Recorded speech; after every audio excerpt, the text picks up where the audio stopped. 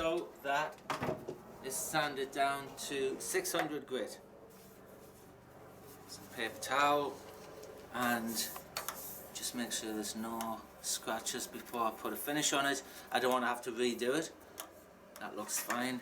So let's see what the colour is like when I put the oil on. I'm using what called rejuvenating oil. It's slightly thinner, okay, and it's going to penetrate further into the wood. So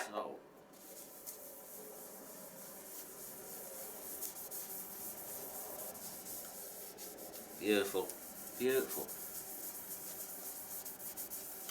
Yeah, I really thought all the colour had bleached out. Had on the surface, but once you get into it, that's really, really pretty. Yeah, get the oil down to there. I'm not too concerned about this. We're going to do that, redo that later on. So, one more coat of oil. This is really soaking in. Although when it does start to lie on the surface, the grain, the grain is really popping. Excellent. Right, interesting shape as well. I like the high ones. A lot of guys say, oh, you should mount these and get them nice and square and the top should be... It's boring. Square, the level's boring. This is far more interesting. That kind of sloping down shape. When it's on a shelf, you can see into the piece. You can see the back of this high point. I like these at a slight angle. I just think they're more interesting. Nothing wrong with it's just not my cup of tea, as it were. Right, okay, I'm going to take that out, mount it in the chuck, and we're going to start hollowing it. See you in a minute. Okay, so we're set up. I'm going to use the Mate 1 hollowing tool for cutting this down. We're going to start cutting here first. That lump, I've turned it on previously to doing this, and that lump is really throwing the thing off. So I'm going to attack this lump first. I'm not going to bother with anything in the centre. I'm going to attack this lump first, cut down.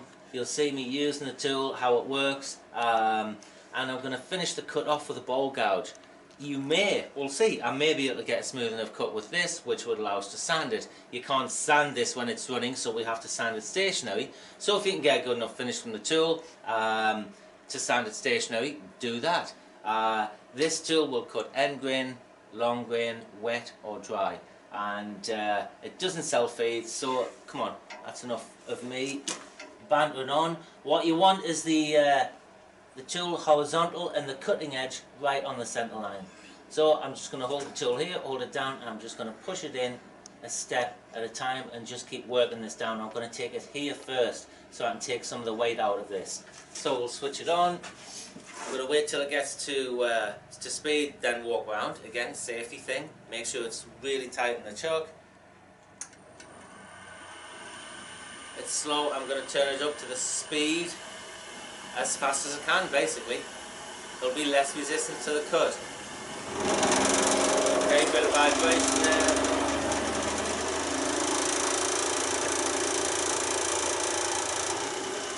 There we go. Nice and smooth now.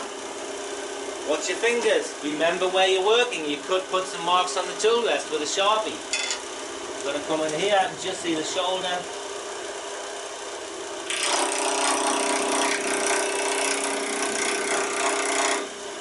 Come a little further.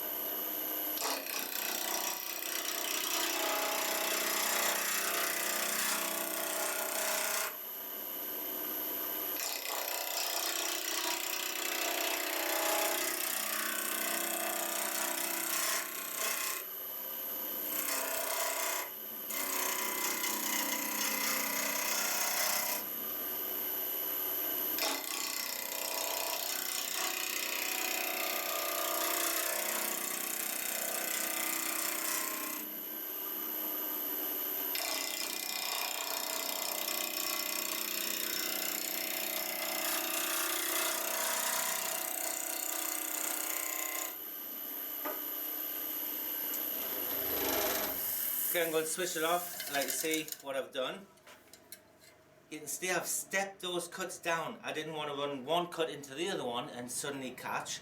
I've got the wing, that finish on the tool, on the wood from the tool, is really quite good. That would sand if necessary. However, it's a little bit thick. There is another cut we can do. You can use a ball gouge to clean that up as well. Okay. What you have to remember is to keep your fingers out of the way. When your hand is in here, that's going around. Make sure that that doesn't catch. Let me see how we do that. We move the tool rest into here. Get rid of that light. And we make a cut down there safely. I reckon we can. In fact, if I come from this position, come from there, my hand is actually out of the way, and see if we can get a clean cut down there using the bevel. Again, nice clean cut. I'm going to have to drop the tool rest down to get this cutting on the centre line. I'd be digging at the moment if I went like that. So we're going to drop the tool rest down and let's get a finishing cut with the ball gouge. As I said earlier, that's a good enough finish for the sand. However, this would take you that one extra step further and leave you a lot less sanding to do.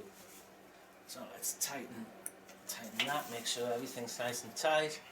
Tool rest is in the right position now. I'm pointing slightly up. Sorry, it seems like the cameraman needs to move the camera.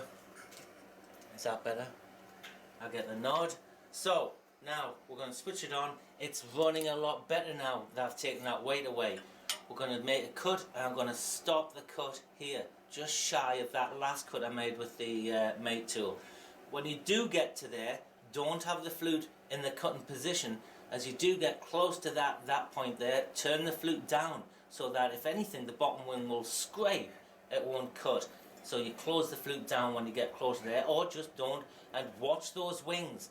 If you're going to catch anywhere, you're going to catch this wing on one of those steps. So again, watch the cut, but watch the wing also, and just stop shy of that. So, switch this on, move the switch to here, so I don't have to keep leaning over. Swing the piece around first. Ooh, just make sure nothing's going to catch. There we go, that should be okay.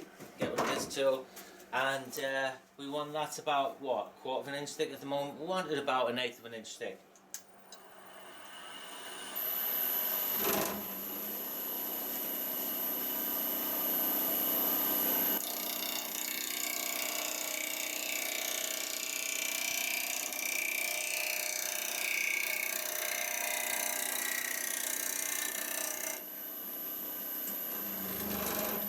Stop the cut, stop the lathe, have a look at the cut, clean as a whistle, smooth, much better cut. So now I'm going to go back to the mate tool. We're going to lift the tool rest back up.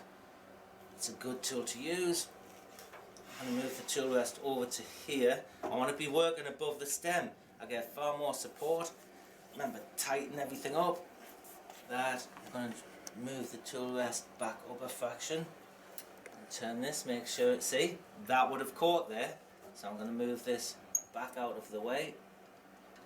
Make sure that high point doesn't catch. Move that out of the way. And we're good to go. We could actually use a shorter tool rest.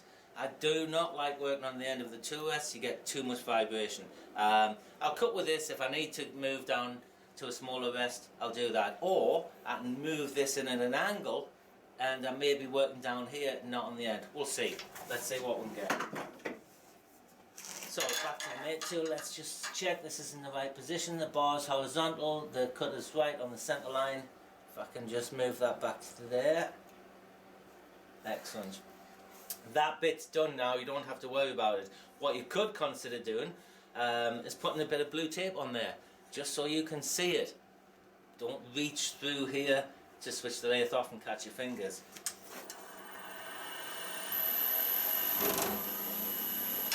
Going to start working from the middle.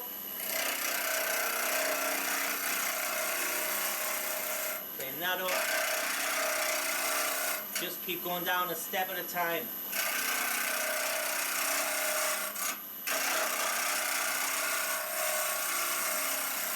Let's clean that up nicely.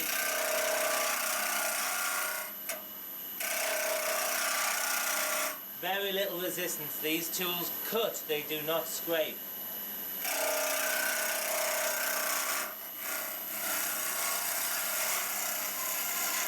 Take that nicely across the bottom. See, into solid wood now, it's cutting like a dream.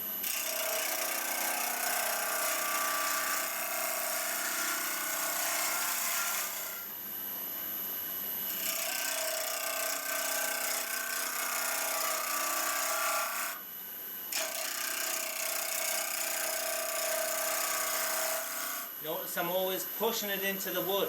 If you draw it out, you're cutting with the grain, and it can be too aggressive a cut, too efficient a cut, should I say. Pushing it against the grain, you get more support, and you get a great finish.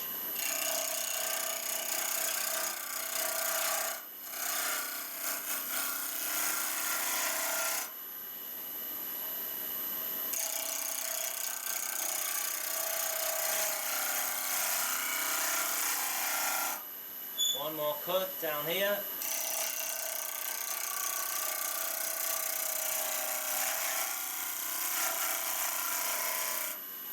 Might as well take just a little bit more, then we're going to do a finishing cut in that next section.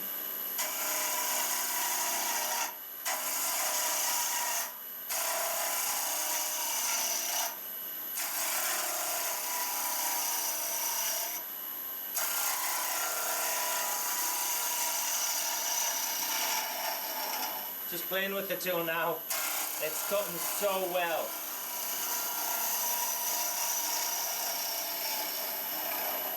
See what kind of finish that is. Turn it off and I can show you the next stage. Yeah, look at that, clean, nice and clean. That cut there is clean. There's a little shoulder, I left the little shoulder, went and picked the next cut up with the bevel of the bowl gouge. That's working really nice. What I do need to do is to get the tool into here, sorry, the tool rest into there so I can support the tool and get deeper. That mate tool will do all of this, all of the rest of it. I want to use the bowl gouge here and then we'll continue on. So, reposition this again, move the camera, sorry, move the light, drop the tool rest back down, make sure everything's nice and tight. Tool rest is going to be in the right position, that's not. And I should, it's getting a bit of overhang there now. A bit of overhang. See, when I get to there, that much of the tool's overhanging. So, let's see if I can move the tool rest a little bit further around to here and a little bit closer.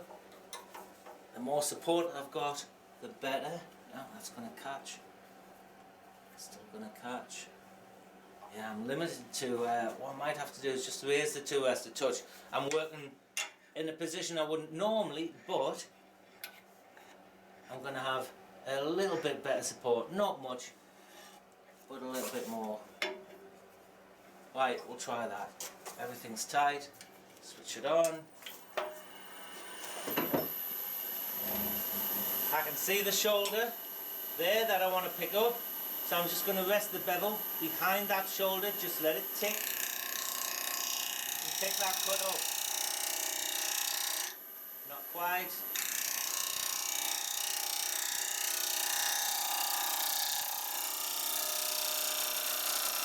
Just see me turn that tool down, close it so the bottom wing scrapes rather than in that position, bang, you're going to get a catch. If that's blended in nicely, that'll be okay. Yes, it is. One blended nicely into the other, no tear out, nice clean cut.